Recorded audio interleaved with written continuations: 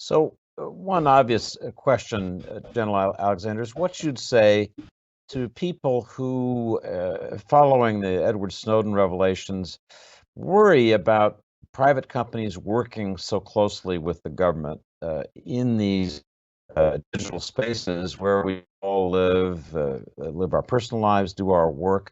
What would you say to people who raise that fundamental question? Just uneasy about sharing data, even if it's supposedly anonymized. What's Yeah. the answer to that? So I think it's emphatically proving that what you're sharing is not the content of communications, company names, or IP addresses. And so we actually work with lawyers with each of the companies to show them what's shared so they know, okay, what we're sharing is metadata. It's data about communications. It's data actually about packet behavior.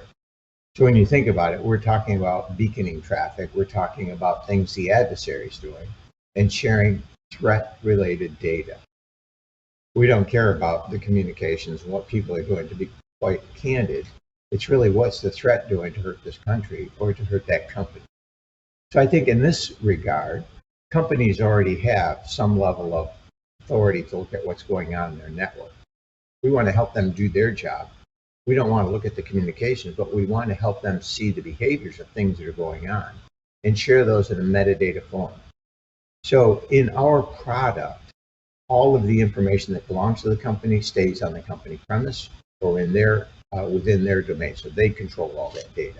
The events that are created are shared to the dome, and they can see what's shared on those, and they get to elect to participate or not. I believe this is so important for our country and our allies that we have to take these steps forward. You know, right now, if you think about what's happening to the supply chain, what's going on with the attacks that just announced over the weekend here, and what we've seen with respect to the attacks against Microsoft a couple times and the SolarWinds, it's getting worse. And I'm concerned that these steps are things our nation is not ready for. We have to prepare. We have to create the technology. We have to train on it. And then we have to train our nation. And finally, I think you hit on the key point.